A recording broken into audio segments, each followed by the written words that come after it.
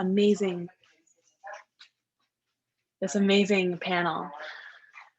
So to give you a little introduction on this panel, we are going to be talking about the power of the plants and hemp in specific as an eco-solution. I think we can all agree that there is sometimes this feeling of how enormous and scary the climate crisis is. And sometimes it leaves us looking for solutions and a difference in how can we make this future actually livable, positive, regenerative. Now, hemp, one of the beautiful plants that we'll be talking about today, is one of the most ancient resources known to humans, and it provides a ready and immediate answers in terms of where we can begin. We've gathered some of the leading voices in applying hemp to the challenges of climate change and the discussion that lies ahead in today's discussion. So as a collective, we are going to try to find some understanding of how hemp can provide an answers to some of our questions when it comes to grappling with this huge issue and creating a more equitable and regenerative world. As per the usual, I also would love to thank Moon Mother Hemp for supporting and working with Earth Guardians on this amazing series. I had the honor to co-facilitate our first conversation in the hemp series, and it was one of the most enlivening and inspiring conversations that I had had in a while with such incredible leaders within this beautiful industry. So I'm really looking forward to it. And with that being said, I would like to dive into the questions with our amazing panelists. So to get started, I would love if you guys could tell us about yourselves and what brought you to the cannabis and equity, or sorry, what brought you to the hemp food industry or food and medicine industry. And let's get started with Carla.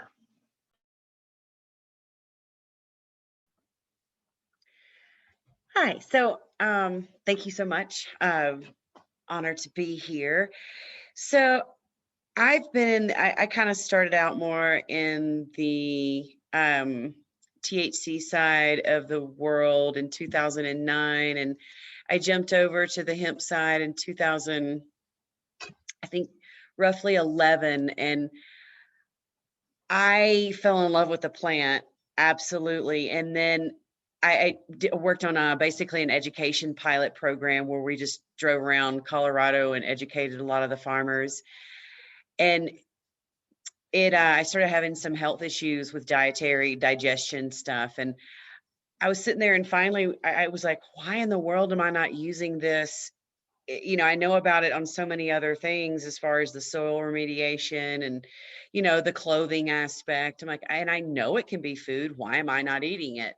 And so I just started incorporating hemp into my diet on a very regular basis. And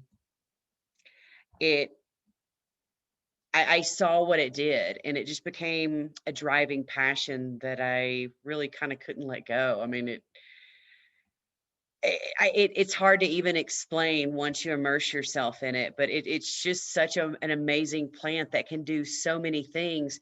You literally look at people and you're just like, why in the world are we not doing more with this? It's common knowledge. My dog is playing with his stop. But yeah, it's just common knowledge to me to use this plant and incorporate it into almost everything we do. And we're just unfortunately slow to the game, but we're getting there. You know, there's been some major progress and just in the last year stuff I've seen. So we're getting there, I guess, slowly but surely. So anyway, it just once you just fall in love with it. It's an amazing plant. It's a beautiful plant for everything. Thank you so much, Carla. Dr. Lakeisha, would you like to introduce yourself next? Sure. So I'm Dr. Lakeisha. I'm a traditional naturopath. I'm a registered clinical herbalist with the American Herbalist Guild. So my core competencies are really utilizing herbs as the basis of nutrition to combat the symptoms of chronic degenerative and terminal illness. I'm an educator on the endogenous cannabinoid system, its function and physiology. And as a compound herbalist, I have a lot of proprietary herbal blends. About 48 of them contain cannabis and the rest are, purely herbal. And as I said, I see herbs as the basis of nutrition. how I got into the cannabis industry itself would be because my firstborn child was diagnosed with 2 different types of brain tumor in 2002 when she was 8 years old. And so going down that journey with her and chemotherapy and radiation and brain surgeries, it's just, you know, I wanted to be a health advocate and make sure that all people have the right to choose any therapy that works for them. And during that time, researching and learning about the endogenous cannabinoid system and how it actually can induce homeostasis in the body, so balance in the body. And as a traditional naturopath, that's really my role. People, if you're not in homeostasis or balance, it's my job to help you get there. And if I don't focus on the master regulator, which is the endogenous cannabinoid system, it really doesn't matter what I do for you physically, nutritionally. If we're not focusing on the master regulator, then, you know, we're really doing a disservice. So that was sort of how I got into it. Started with advocacy, really wanting to help people learn to live better and eat healthier. So that's how I got here. And I really want to thank you all for having me. This is a beautiful platform. Thank you for the space. Thank you so much, Dr. Lakeisha. And yeah, really excited to hear more about your journey and what you've learned from your perspective, and really appreciate what you were saying about bringing, you know, more equity and opportunities for all of those to choose, you know, their right to choose in ways they want to treat their own body. So just really wanted to honor that. To finish us off for our intros, Shadi, would you like to go ahead?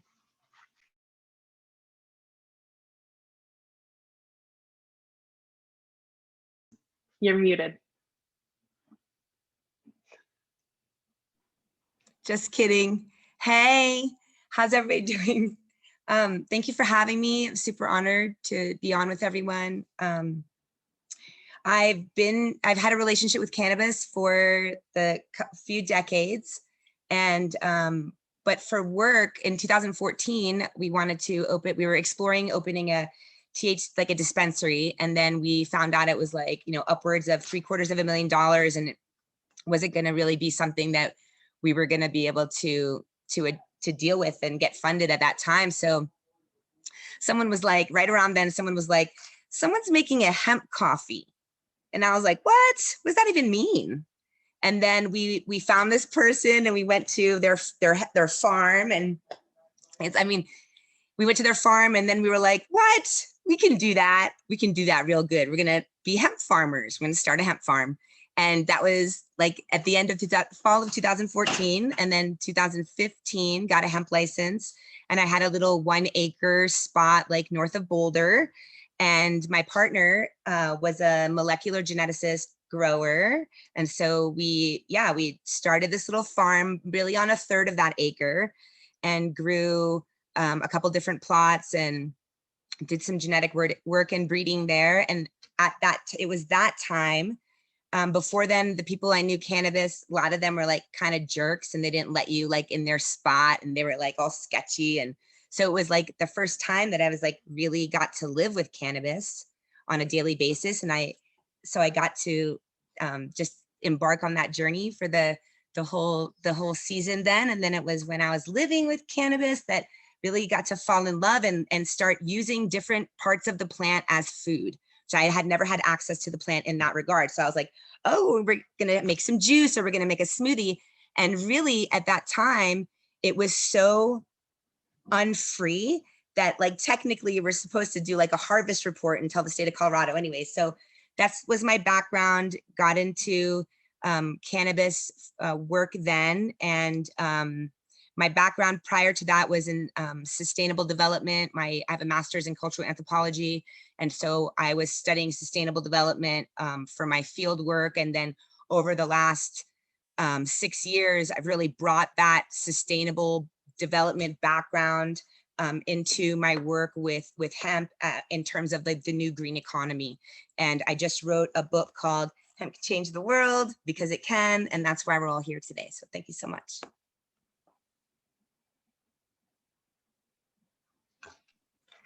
Thank you so much to our three panelists. I'm going to pass it off to Tyler, my co-facilitator. Thank you, Marlo, and thank you to all the panelists who shared, their intros thus far, their wisdom. Thank you so much.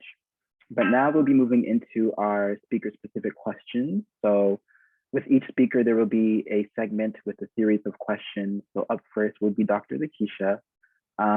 Now, this is a really great question, especially for folks who are not too in tune with what's going on with, cannabis or marijuana, what have you.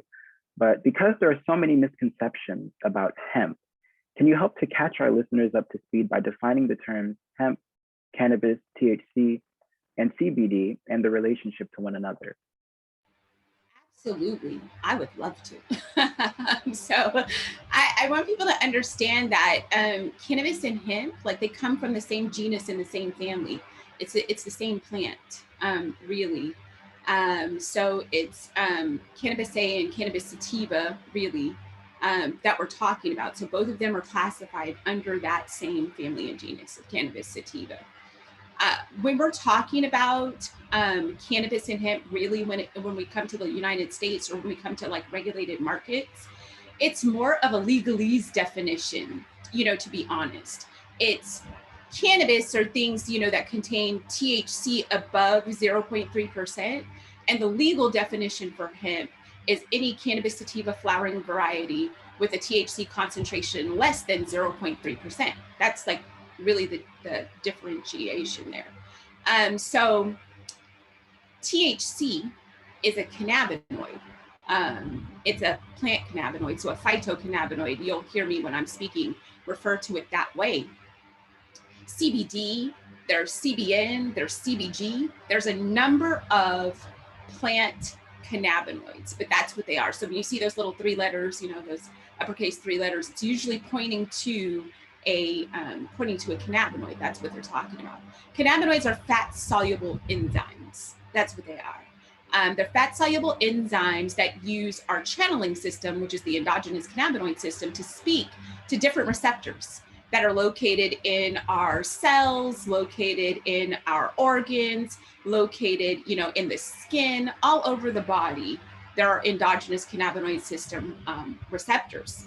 And so to answer that question, the relationship that it has with one another, we have an endogenous cannabinoid system in our body. So all mammals, every mammalian species and some invertebrates are actually equipped with this endogenous cannabinoid system.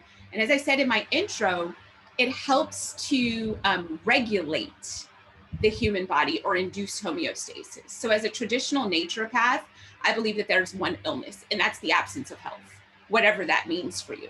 Your body's just not in balance. You're not in homeostasis.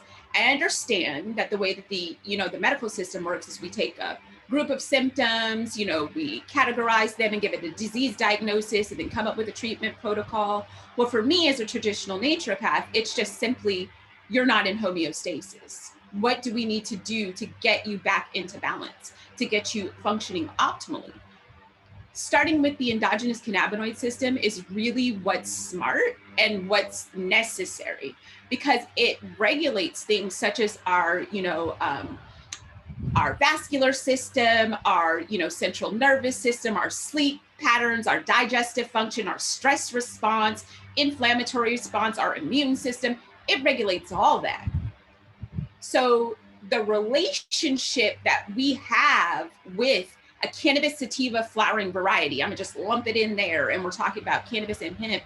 The relationship we have with it is our brain produces endogenous cannabinoids that mirror very closely in chemical composition to the phytocannabinoids, THC, CBD, all of those things, and the cannabis sativa flowering variety. So I like to liken it again as a nutritional supplement, thinking about like a multivitamin, you know what I mean? We don't really get enough vitamin A, vitamin C, vitamin whatever. Vitamins, minerals, amino acids are required to sustain life. And our body doesn't produce them sufficiently, so we have to supplement nutritionally by eating food. It's the same thing with the endogenous cannabinoid system. The relationship that we have with this plant is we need to utilize it to help support nutritionally our endogenous cannabinoid system so it can function properly and regulate everything else in the human body. That's the most simplistic way that I can put it. I hope that answers the question. Yeah, that was amazing. You touched on this, but I'm just wondering if you wanted to add anything else. What are some of the medical benefits of hemp, and how does it work? Yeah, what are some of the medical benefits of hemp in the human body? The medical benefits are literally everything. I don't even know how to categorize it and say that, it's more beneficial for this or more beneficial for that. It's as we age and as we go through stressful situations and things like that, our body, our brains don't produce enough endogenous cannabinoids to keep that system functioning properly. So there's where that nutritional supplementation is actually required. So if you think about it, as a traditional naturopath, again, I'll go back to it. I'm all about the root cause. What is the root cause of whatever's going on with you? If your body's not in homeostasis, chances are that the system that's designed to induce homeostasis is not functioning properly. If that system is not functioning properly, it's because we're not producing enough of those fat soluble enzymes to speak to all of those signaling channels for it to function properly. So then what do? We supplement nutritionally. We add it into our diet. I always say, unless you're a small child or exclusively nursed because endogenous cannabinoids are in breast milk, you're probably suffering from some sort of deficiency, and nutritional supplementation is actually required in some shape or form. Thank you so much, Dr. Lakeisha, for answering that in such an enlightening manner, because you definitely are clearing up some of the ambiguity that surrounds the semantics and the biology of cannabis. So thank you again. But our next question, you have kind of already answered along these lines, but if you feel like you can, be more specific or add anything else, please do. But what is the endocannabinoid system, and what are some of the physiological processes that it helps to regulate? So with the endogenous cannabinoid system, it's funny because it was discovered in the 60s and quantified, in the 90s, the function, what it does. But it's actually a system that's in our body that helps to bring about a balance and help us to actually perform at our optimal level, or give us the tools that are necessary. It's a tool that's necessary for us to perform there. When research, started, there was all the talk about two main receptors, CB1 and CB2. Those are the different receptors where they're found, in our organs, like I said, in our skin, in our cells, in different parts of our body. And this signaling system runs throughout all of them. We were when research first started, we always pointed to about 300 receptor sites in the human body for the endogenous cannabinoid system. Well, now we have, besides the CB1 and CB2 receptors, we're up to 7 actual receptor sites that are being actively studied. There are definitely more sites. They all haven't been discovered. But we use these particular systems to bring about that balance again. So our skin is our largest organ. CB1 and CB2 receptors both are actually found in the skin. So if you're thinking about ways that you can actually use phytocannabinoids and phytocannabinoid supplements to bring about that homeostasis, I just want to throw that out there because we're talking about receptor sites and where they're located. Topical applications definitely have a place for people. I know because of regulatory hurdles and things like that, people don't always have access to various methods of administration for phytocannabinoid supplements. So I just want to put that plug in there that topical applications, if you can't get your hands on anything else, please go after them. But as far as methods of administration go, and really getting the most therapeutic or nutritional benefits out of phytocannabinoid supplements, you should really be looking at true nutritional supplementation. So ingesting it, like actually getting it into your body, getting it into your digestive system. That's really the most optimal delivery method to make sure that you're hitting as many of those receptor sites as possible. And so the physiological processes that it helps when you're actually ingesting phytocannabinoid supplements, again, I'll go back to, it's literally everything. I think I want to make this point though, because it's probably the most relatable to most people that are listening, is our endogenous cannabinoid system in itself is adaptogenic. There's been a lot, I don't know, there's been a lot of talk in the herbal community about adaptogens, herbs and things that help to your body to manage stressful situations. I'm trying not to get too clinical and use all of these clinical words. I want to explain it in the most, elementary fashion possible. So with that being said, we really need to focus on making sure that we are supplementing our endogenous cannabinoid system to help manage those stressful situations, because the system itself is adaptogenic and phytocannabinoid supplements are adaptogens. And I say that to say this: most people in life at this point have conceded to just living with a certain level of dysfunction. Like they're cool with it. They're like, I have this ailment. I have this thing that's going on with me. My body hurts all the time. I'm always my head hurts. Something is constantly hurting. I'm stressed out. Let's not even talk about the global pandemic and all of the things that have been going on lately that bring on stress. We live in a constant fight or flight state, most people.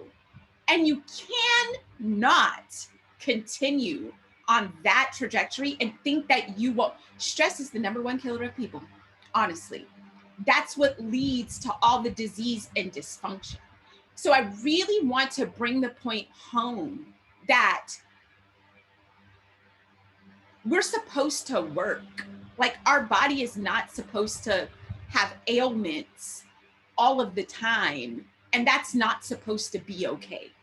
But we've gotten to the point where it's okay, and we've conceded.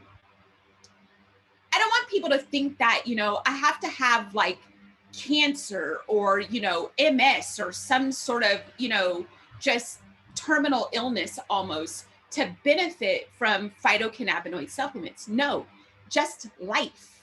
You need them to actually sustain life. It's very simplistic in nature. I don't want to make it seem so that, you have to have something actually ailing you, which you probably do. And it's probably stress. So you definitely need it. You need it regardless. So to draw it all back in, the physiological processes, the one that I want to hone in on, because it's relatable for literally everybody, is the stress management component.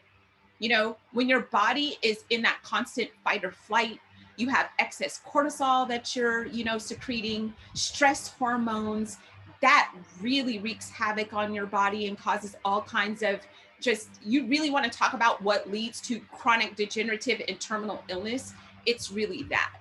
And if you want to get a handle on that before it turns into one of those huge problems, like I talked about, the human body is very resilient. It can take a lot of abuse. It's really hard to draw it back in once it's gotten to a certain level. So physiological processes, definitely the stress management response is the biggest one. And I know most people can identify with that. If you don't have anything else going on, you should think about nutritional supplementation of your endogenous cannabinoid system to just help your body manage those things. And I just want to throw one last plug in for women, especially as we age. It helps to regulate our endocrine system, which is our hormones. And the hormones are a big driver for us. So stress management, and when you have excess cortisol production definitely leads to additional hormonal imbalances, which wreak havoc, not even just for women and men all over, but especially for women. Those are two areas of physiological processes that I really want people to think about and dive in on the research on how incorporating phytocannabinoid supplements in your diet can really help you. I hope that answers the question. Amazing. Thank you so much. And so for the final question before we move on to some of the other panelists, I mean, as you said, around that whole piece around, you know, homeostasis and being in balance. And then at the end, just talking briefly about, you know, women as we begin to age, just like the hormone imbalance. And I know one of the things that hormonally and just physically, we're always learning to adapt to and come into relationship with is with our moon cycle, our periods. And so as somebody who has friends who have been able to use CBD and THC to support their periods, their period cramps, I was wondering, are there any other forms? I know you said taking it internally is the best, but are there any other forms in which cannabis and hemp can be used as medicine that you would suggest us doing more research on or looking into? No, definitely. I'm glad you brought up the moon cycle because that is really important. Actually, when people, you know, come to me and ask questions about how to get their body back in balance, especially women, like that's where I start. I start with asking that question, like, when did it start for you? Is it regular? Those types of things, because there are a lot of telltale signs that are in the answers to those questions that help to sort of bring that, bring about a guideline, if you will, on how we help to bring you into balance. So what I want to talk about though, when we talk about that and for hormone balancing, CBD specifically as a phytocannabinoid has been found to be very beneficial in that hormone balancing component. And I know for regulatory reasons, again, certain people on the call may not have access to THC containing, you know, phytocannabinoid supplements. So CBD supplements, especially broad spectrum or full spectrum, if you can get them, you know, with more of a complete phytocannabinoid profile, hopefully terpene profile if you can, are really very beneficial. I've had women in my practice that have not found any other hormone balancing relief before they came upon a broad spectrum CBD supplement. And it really helped. Like they thought they were going crazy and their doctors couldn't come up with an answer for them. But that was like the key in the lock that just helped to regulate those things. So methods of administration. My thing is get it in however you like it. If you like combustibles, you know, I mean, really, it's personal preference at the end of the day, honestly. And there's a certain level of intuitive portions of it that sort of come into play. When your body is lacking something and you need something, your brain is pretty smart and it tells you like what you need, when, and how. If your body is telling you that a combustible, like smoking it, is your best method of administration, do that. If it's ingesting it, do that. If you happen to need really high doses and large quantities of like maybe a THC containing phytocannabinoid supplement, and you want to mitigate the risk of like the psychoactivity sort of being overwhelming, suppositories are really a great method of administration for that, because they're not metabolized in the liver. So you don't really have that, that psychoactivity like that. And you could take larger portions of it. For me personally though, I'll give a personal testimony on this. What I love is sublingual drops, tinctures, because I can dial it in almost specific to the drop of what I need, when. And as a woman, it's different. It's different for the seasons. It's different for the time of month. It's different during my moon cycle. It's different all of the time. When I'm in a stressful situation, it's different. And with that particular delivery method, I can find a sweet spot. I can start low and slow. I'm definitely, hear me people when I tell you, a proponent of microdosing. Less is more in this particular situation, because the system itself is adaptogenic, and because you're talking about an adaptogen herb, you don't have to bombard your body with a lot of it. You just need to give your body that gentle support to help it do what it's supposed to do naturally. So definitely using, I just had to throw that in there because that thought came to me. Definitely using the micro dose, you know, so we're talking about even as low as 5-10 milligrams is helpful, definitely helpful. But tinctures, ingesting, that's a way that you can find your individual optimal level that keeps you in homeostasis. Not only that, they're super easy to transport and super easy to take, very user friendly. So I'm definitely a proponent for that. But there's ingesting, combustibles, suppositories, and topicals. For broad categories, those are really the delivery methods that are available for phytocannabinoid supplements. Thank you so much for that answer. And I just wanted to like personally just share like a piece of gratitude to your answer, as I know somebody very dear to me who had grown up with super, super painful periods and moon cycles. And it was through the use of suppositories that they were finally able to have the relief that they never expected before. And so I think that that's just such a beautiful and powerful, you know, story. And again, it goes to show how amazing this plant can be when it comes to the use of, you know, taking it in whatever way that you can. So I just really wanted to plug in and say thank you for that response. All right, Tyler, go ahead, take it away. Thank you, Marlo, and thank you, Dr. Lakeisha, for once again sharing so much wisdom. I'm learning so much as I sit here and listen in on all this gold. But the next segment that we're moving on to is for Carla.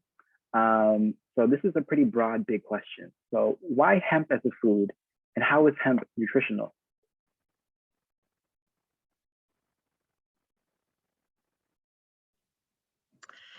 Oh, so why hemp? Well, why not hemp?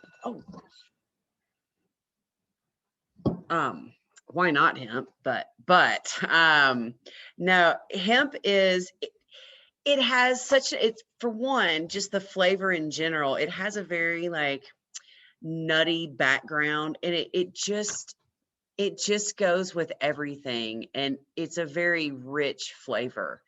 Beyond that, it's unbelievably nutritious. It contains all known 20 amino acids. You've got your 3, 6, your omega-9s. I mean, it is just, it's a superfood. It's a pure plant protein. It literally, it makes your body feel so amazing when you eat it, because it does so many different aspects of, you know, boosting the immune system, because, you know, hemp has the, it has edestin, and it gets off on the science part of it, which I by no means am in, but it, you know, that's a natural antibiotic. And so when we eat things that are heavily, you know, super dense in nutrition, it just makes our bodies function better. You know, when you're having your omegas, your brain functions better. It's just, and also one of the things, you know, it helps you with absorb other nutrition when you're eating things. So say you're eating flax and chia, you're going to absorb that flax and chia better when you couple it with hemp. And as far as what was, I went off on a tangent about the hemp. And what was the second part? How is it nutritional? But I think you're covering all the parts. Yeah, I kind of wrapped that all into one, didn't I? I mean, it is kind of an all-inclusive, but yeah, it, as far as some of the specifics, nutritional content, 4 tablespoons of hemp, you're going to roughly get 15 grams of protein. You're going to get 2.5 grams of fiber, 4.5 grams of carbohydrates. So, I mean, it's a great thing just to kind of keep in a little bag. And like, if you're out hiking, and pop it in, and you're going to notice that energy boost. You're going to notice your body going, wow, thanks for giving me that. So yeah, it's a super nutritional item, and it's something that people really should incorporate in their diets every day, whether it's just sprinkling on your salads and smoothies or things like that, or, actually going to and incorporating it into full-blown recipes. It's super easy just to blend it with a little emulsifying blender and make hemp milk at home. Awesome. Thank you so much, Carla. So I'm excited to ask this next question after your intro, but what made you start a hemp food company, and what are some of the hurdles that you have encountered over the last 7 years of creating hemp way foods? Oh, it has been really interesting. I never in a million years thought I would own a food company. I don't have I call myself a self-trained chef, but I don't have a culinary background. I'm from Mississippi originally. I used to cook for people all the time growing up. It was just something that I very much enjoyed.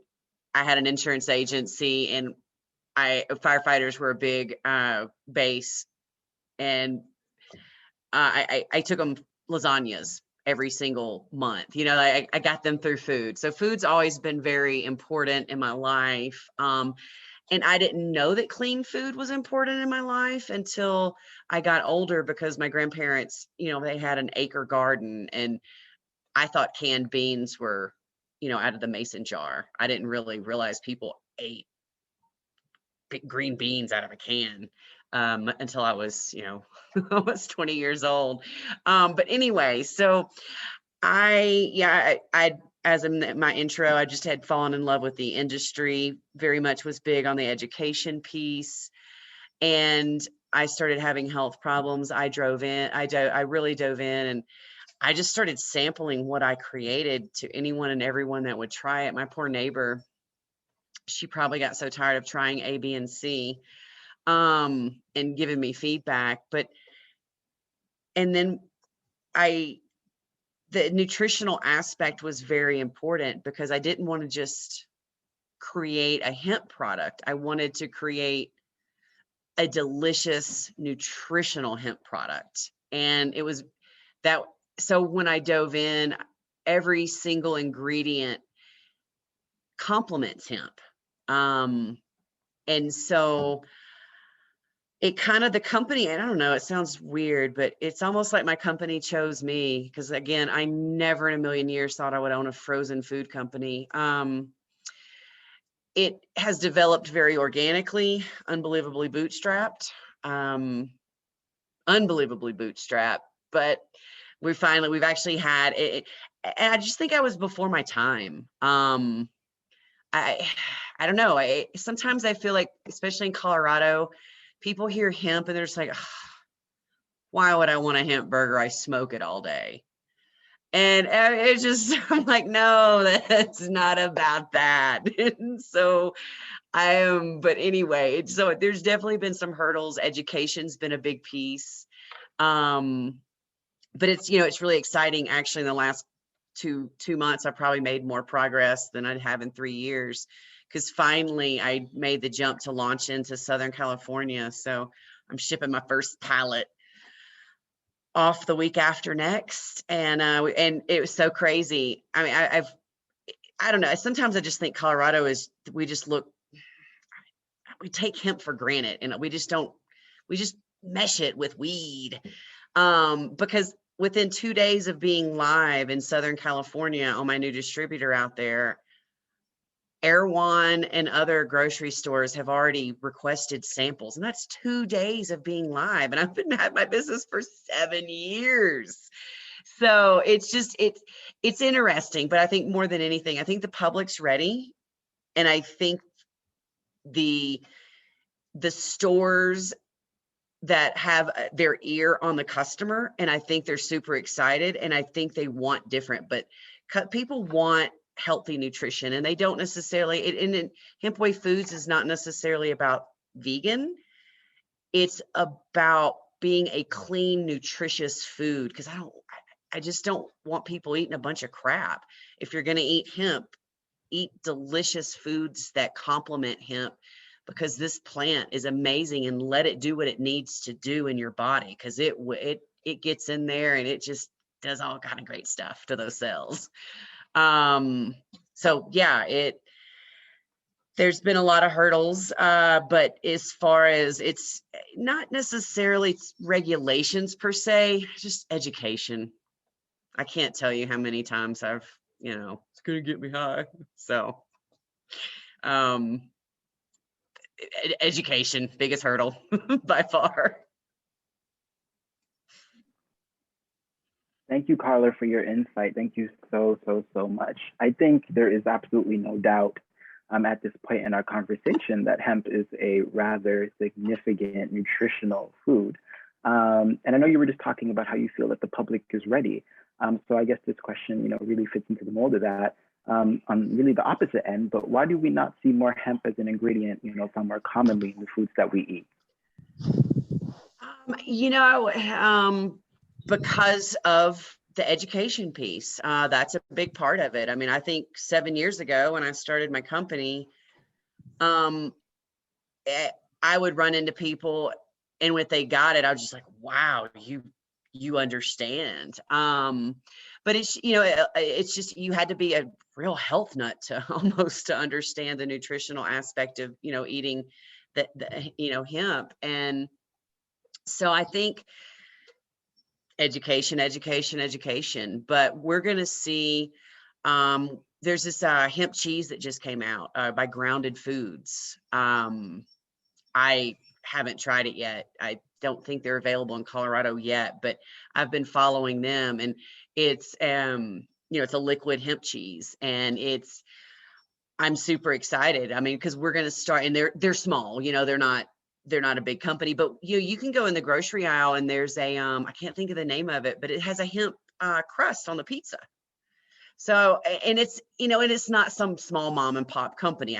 It looks like a major conglomerate, almost like a General Mills type of company.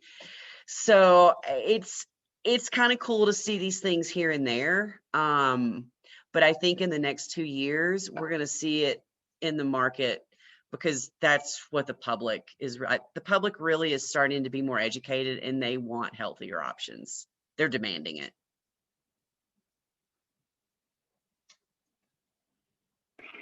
Wonderful. Yeah, I think it's really good to start to see these. It's just hopeful to see that people are starting to care more and more about something that you care about so deeply. And as I always like to say, it's like a little seed, like at least it's being planted, and there's like a little sprout. Like it's not something huge. Maybe there's not a lot of education. Maybe there's not a lot of knowledge on it right now, but at least it's there. And if the public can continue to get more aware of it, then that plant is going to continue to grow, metaphorically, so yeah, thank you so much, Carla, for your answer. And so just to pass it off to you, Shadi, and then we'll get back to the rest of our panelists for our questions at the end. Before I jump in though, I do just want to remind the audience, if you have any questions that come up during our discussion, please feel free to chat them in the chat, and then we'll be able to circle back around with you guys and get to your questions as an audience. So Shadi, I feel really blessed to have both you, Carla, and Shadi on this call, because as two culinary chefs, I feel like this is like such a great resource. So Shadi, how and why is hemp considered a sustainable crop? And what are some of the uses for hemp as a food? Okay. So for the first question, I think I did this on the other panel that I was on too, is like the problem panelist. So in order to honor my being a problem panelist, I would say that hemp in and of itself is not as sustainable.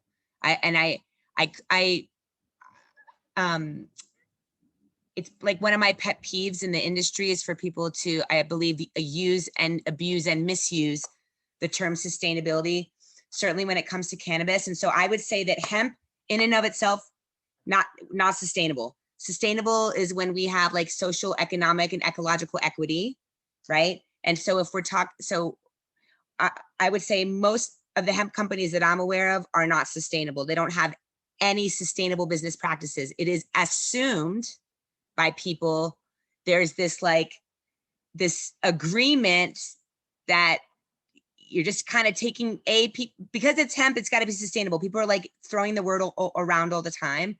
And so I would say that it is not. I would say that there's a small group of people in the industry who are devoted to true sustainability.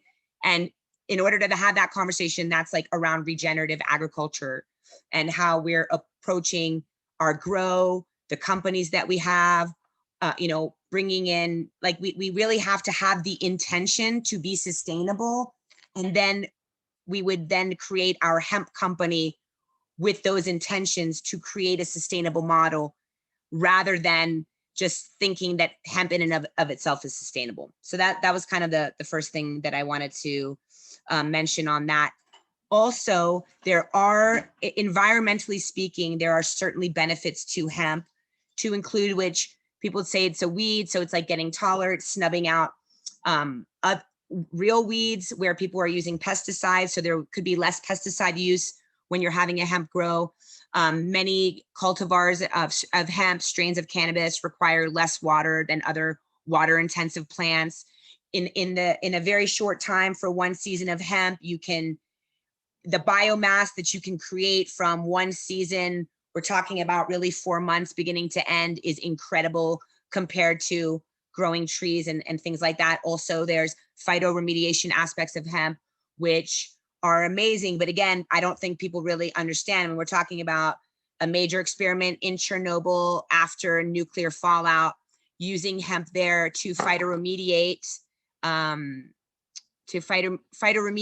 radiation. So it has this capacity, so it's pulling. So we, again, need to really think about who's growing our hemp, how are they growing our hemp, and what are the value added ingredients. That's how we should approach all the products that we're buying. You don't just take, mostly, there's like lots of liars, jackasses, and thieves in the cannabis and hemp industries. And so certainly don't take them at face value. Certainly do ask them these questions. And so I think, but again, the backside to phytoremediation, which is an environmental benefit, is that it is sucking that in deep from within the roots. That's how it does it. It goes way down and brings it, but it does bring it back.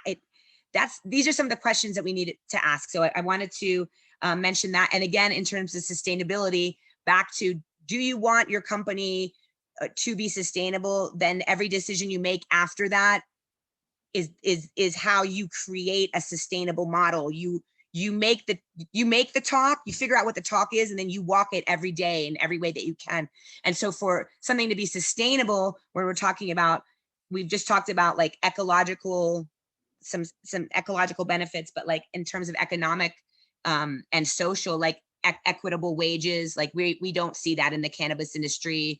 We don't see equitable distribution of wealth at all. We're still seeing lots of really, people who come from wealth and have wealth, investing in companies, and again, kind of like just benefiting from the hard work of others. So I would actually say what nobody really thought I would say is that I don't believe hemp in and of itself is absolutely not sustainable. And then I did want to mention certainly carbon sequestration in terms of another huge asset of hemp. And then also the fact that you can use all parts of the plant, whereas other agricultural endeavors and things of that nature have lots of waste. We should not have that in the cannabis industry, but again, it's not sustainable because, and soil, people are using soil, depleting it, and throwing it away. They're not regenerating. People are growing a lot of cannabis indoors. That is not sustainable. Nobody's buying carbon credits in the cannabis industry. So big answer, Marlo, but it was super important. And the second piece is that hemp can be used as a food in so many ways. Is a mind-blowing. Back to Dr. Lakeisha's talk was making me think about, like fermenting with hemp, like we're talking about our microbiome. That's what we know, that 80% of our immunity happens within our gut system. So we can do lots of really cool things. I've been fermenting hemp leaf for a while and making like all delicious kinds of krauts and yummy bubbly things on my counter. That's like annoying my family even more after writing a hemp cookbook and being like, please eat this, please keep eating this. So yeah, hemp hearts, which are when you crack the inside of a hemp seed, and it's like green and like cream, and it's super nutty and delicious and rich and an excellent source of protein. Or we're like using the seed where we don't crack it open. We're using the leaf. Yeah, those are the ways. Those are all the ways that we've used that I've been using eating cannabis, and also incorporating full spectrum extract into my diet as well.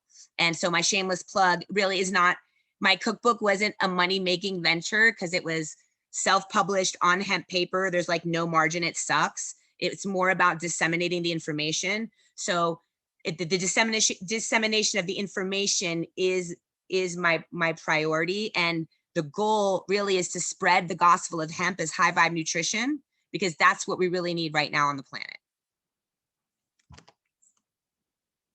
Wow, thank you so much, Shadi, for that answer. I loved your honesty about, hemp, and that it's not just an eco solution if you're planting it, but it's really about the intention that you put into it and making sure that you're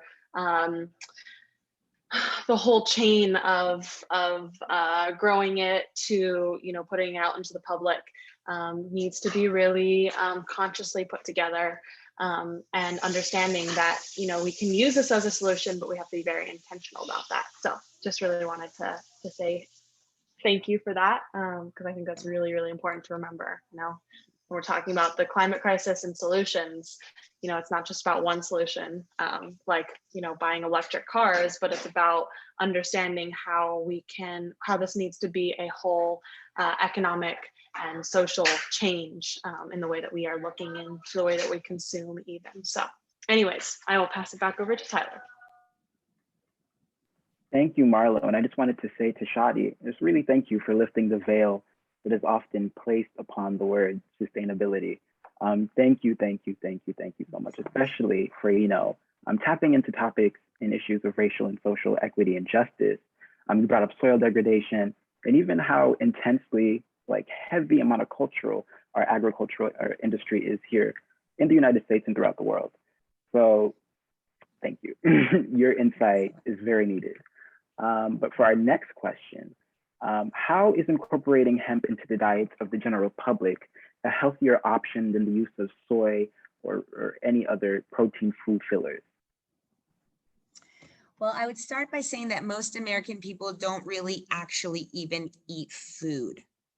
They don't eat food. It sounds really bad, but a lot of people don't really even know what food is. Food is not in the middle of the grocery store. Food is at the farmer's market. That's like something that somebody grew that that you could go see in good soil. That's food. Food is not really, most food doesn't come in a box. So I think that that's like a major paradigm shift, that for the initial thing is, number one, people are overweight and obese, and they are also malnourished. That's the crazy thing. When you're obese and overweight and unhealthy, it doesn't mean you're just like sitting around eating horrible food all the time necessarily, but you're definitely not eating the right things, and you're not even eating food. So I think that not only are we in a climate crisis, but we are in multiple crises, to include the current state of health and lack of nutritional wealth in the United States. I think that is like a massive problem. So back to your question, how is any kind of fillers, we don't want to be eating any kind of fillers. Soy is like become like a poison in many ways. Most soy in the United States is poison, has been taken over by the evil Monsanto You know, so that's one of the initial GMO crops. And so we need to try to stay away from that shit. That shit will kill you. If you are buying something and you don't understand the label, you don't know all these words, or if there's many ingredients, that is not food. Put it down and don't buy it. Also, don't put those things in your body. So I think that, yeah, everyone looks like shit and is malnourished and looks super old and haggard.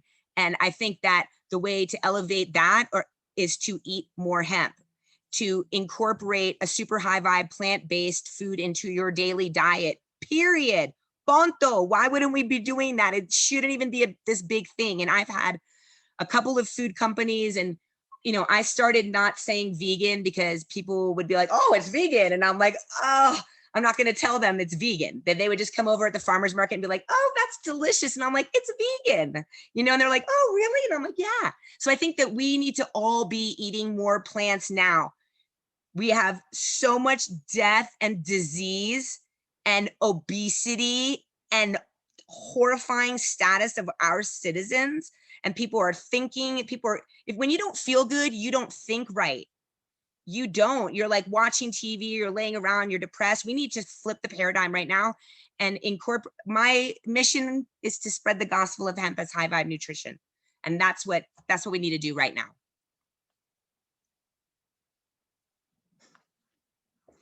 Thank you. Thank you so much for answering that question, Shadi. Like I said, your insight is definitely very valuable here, as all of our panelists are as well. But now we're going to move on to our last question. So this will be the final group question. And we can start off with Dr. Lakeisha, if you wouldn't mind. But what is your vision for hemp's future? And how can activists like Earth Guardians work to bring these solutions to fruition? I think that my vision is that it's incorporated back into, you know, society, really, because it was part of our diet and the pharmacopoeia up until just, you know, prohibition started 80 years ago. We were using it for food, fiber, fuel, medicine, everything. It was part of all. And I love that the agricultural component was brought into it, because all great economies are built on agriculture, and that's just the bottom line. And focusing on hemp has the ability to not just introduce economic development opportunities, but it can actually induce economic independence in a lot of areas. And I think that the focus needs to be there on the agricultural component, and just reintroducing it back into society, back into our lives, and normalizing it. How can you help? I think that there's been a lot of propaganda and misinformation that's been spread over the last about 80 years or so. And I think it's in forums like this where you're spreading education and credible information that you could really help the best. I believe that it is a grassroots advocacy sort of initiative that needs to be enacted in order for the face of this, you know, what's now an industry to really change. Whether it's hemp or not, the really hard, cold facts are the face of the industry. When you talk about cannabis and hemp, cannabis sativa flowering varieties are always going to be the consumers. And it's mostly because of, you know, prohibition and propaganda and all of those things. So the way that you can help best is to issue in educated consumers that have a vested interest, understand the nutritional necessities, understand the economic independence opportunities, and can further advocate for this plant and for the health and medical and economic disparities that have been created because of the misinformation surrounding it to be corrected. That's where I think that the best effort's going to come in.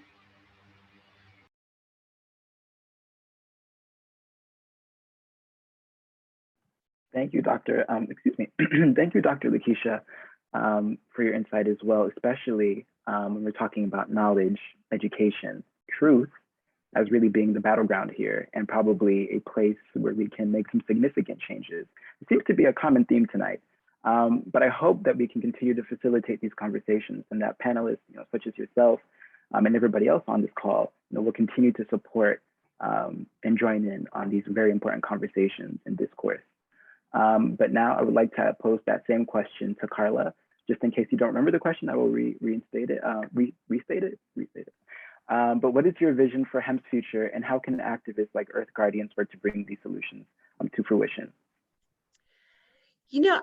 I feel like as far as, people will be eating hemp on just a regular basis. It won't be a second thought. It'll just be incorporated into, daily nutrition and daily lives.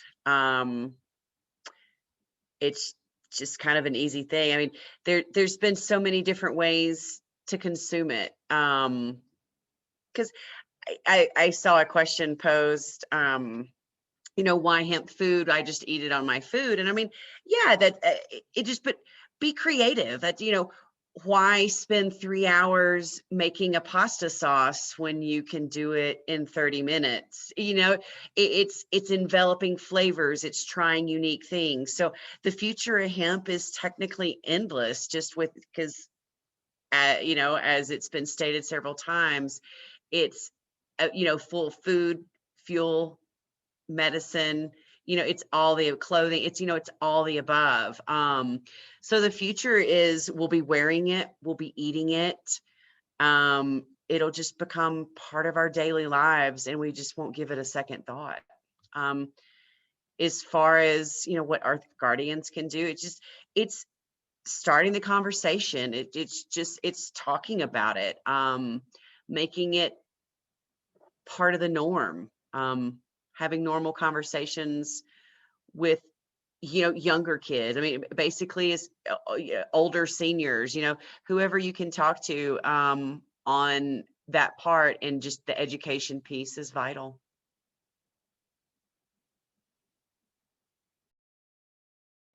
Thank you, Carla. And now we'll move on to Shadi.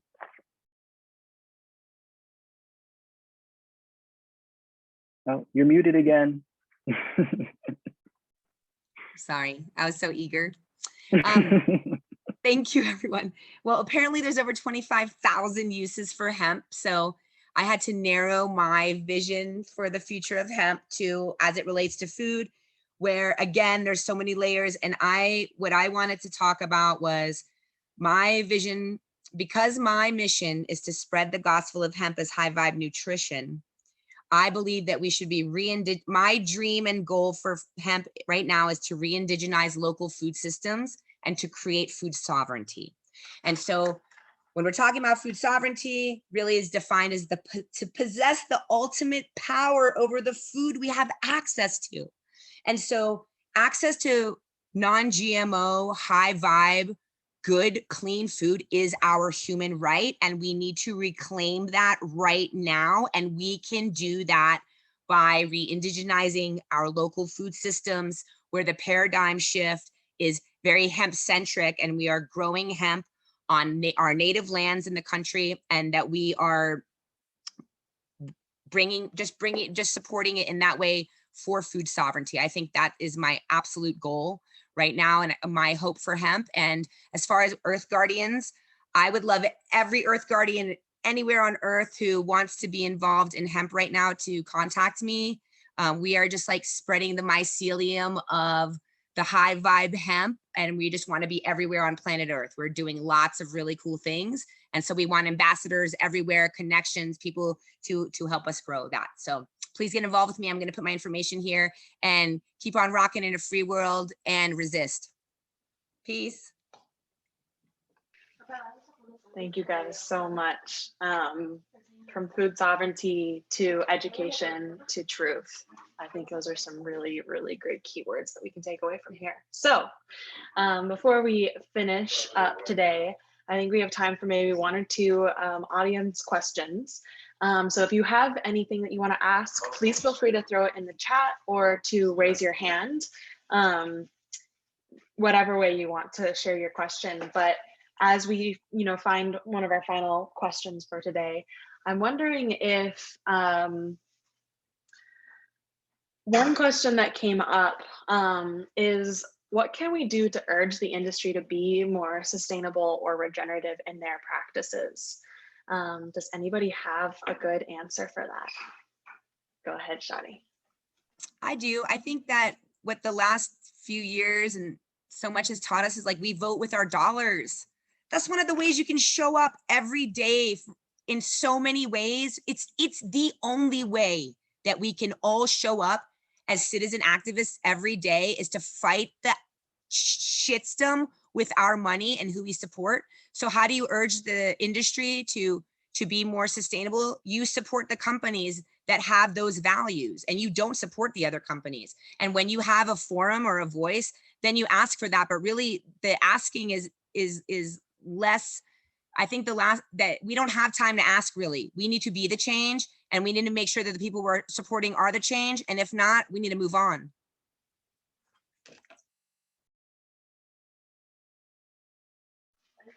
Wonderful, thank you so much. And I guess to broaden this question as well, for our other two panelists, what are some other things that you think are going to be really helpful to make this industry more equitable and accessible to those who do not have as much access to hemp and cannabis? I'll chime in. I think I hate to beat a dead horse, but it goes back to the education. Honestly and truly, that's the only way that you're going to make it equitable. Right now, people are very linear in vision when it comes to this industry, and it's very much a capitalist approach. It's like, how much money can we make? How fast? And that's what they're thinking about. It's very transactional. How many SKUs can we pump out? How many things? And that's mostly because it is rooted in that same, propaganda and things like that. They have it on their mind that this is a drug, that, they're basically glorified drug dealers at this point, and they're just going to try to sell as much as they can, and they take that approach. That's not sustainable. What we really need to do is take the educational component and really reinforce it and remind people that our endogenous cannabinoid system is the epicenter of homeostasis. And like, true health and wellness can't be attained unless you're paying attention to it and supplementing it. And if we sort of take back the power by reinforcing that narrative and make it less transactional and less about, how many products and SKUs and things like that, and really build true sustainable communities based on solid agricultural practices, like, it's not going to be it. So I think that's the way that we do it, in my opinion.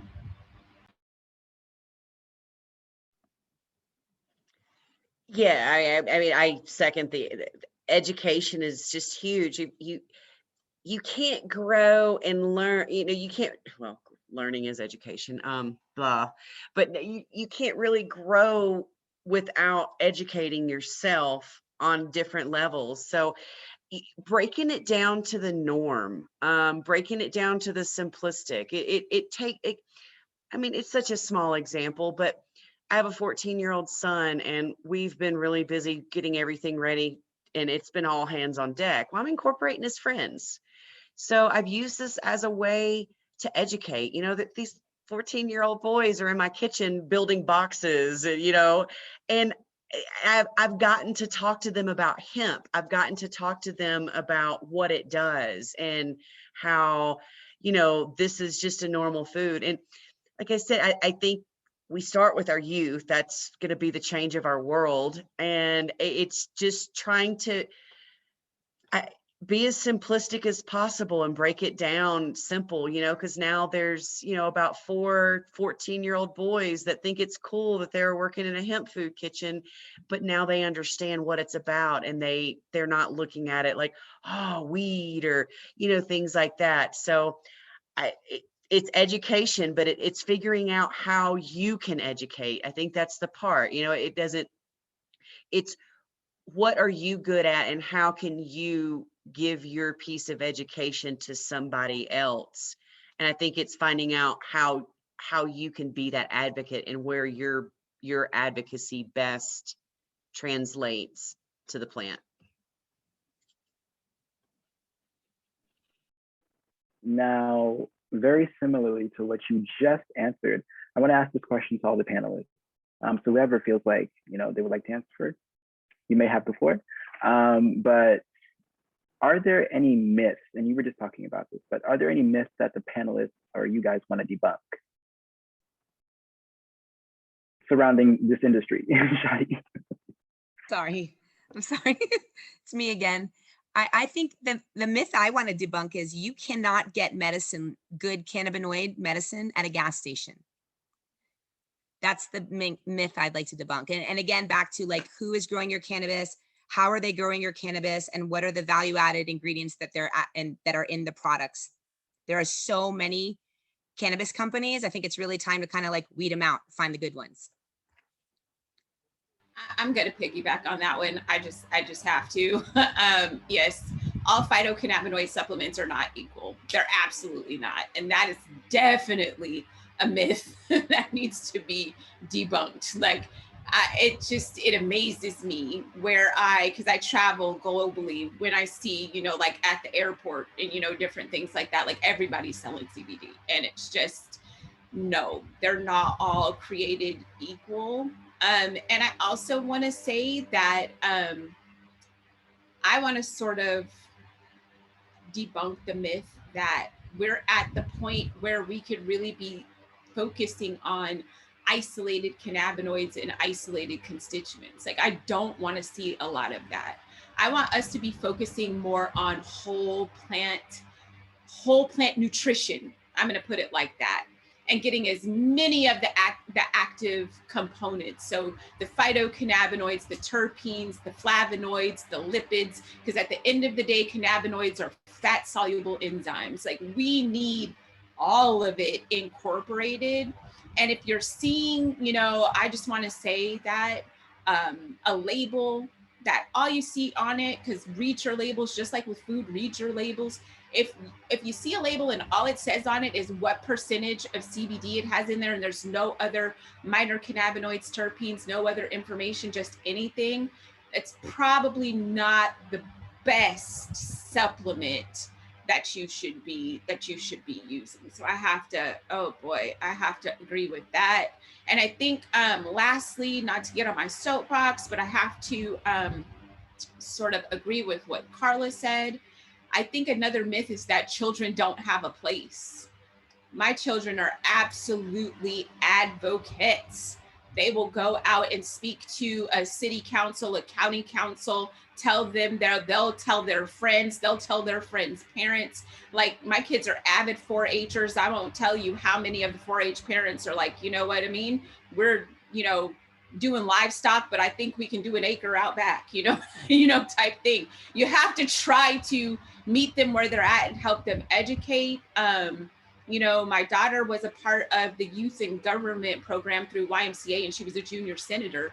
And when she decided to co-sponsor a piece of legislation, she was like, we need to take the tax money from cannabis and make it, you know, mandatory that all first responders learn ASL. Like, let's do that. You know what I mean? Like, let's figure out ways that we can help. So the youth, boy, they have a place. We don't need to keep it secret. We don't need to hide it from them. We don't need to act like, you know, we're doing something that needs to be kept in the closet. Get them involved.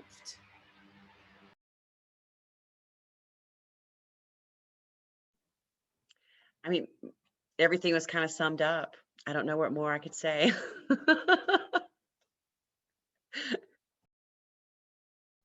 Wonderful. So what I'm hearing is, you know, do your research, know what you're supporting with your dollar, education, and make sure to continue to be open, because there's not one right way, but there's definitely a right way to, where am I going with this? Yeah, it's just important to know what you're supporting and make sure that you're educated on it and allow there to be transparency. I love that piece. Coming from a family that has been very open and supportive when it comes to our you know, whatever's going on within our economic system or political system, or our, health system. I think that it's really been supportive when it comes to, parents being able to be open about their resources and what they're learning, and constantly be open to that. So really appreciate those answers, and yeah, feeling really grateful. So I know we're running a little bit behind, or sorry, we're a little bit late, but I just wanted to pass it off to Jessica to end us off. Thank you everyone so much. Thank you, Marlo, Tyler, Dr. Lakeisha, Shadi, Carla, everyone, and everyone who tuned in to listen today, and everybody who is enjoying the replay. I really, really, really love this panel. Dr. Lakeisha, you brought so much information. Shadi, you brought a ton of fire. Carla, you're always amazing. I really appreciate everyone and the panelists and the Earth Guardians for being in collaboration with us on this project. It's such a fun series, and I'm really excited for the next one. And I can't wait to watch the replay of this because there was so much amazing information and just joy shared. So I just wanted to say thank you so much. I'm Jessica, founder of Moon Mother Hemp Company, and we'll see you next time. Thank you, everybody. Thank you. Bye. Peace, y'all. Thank you very much.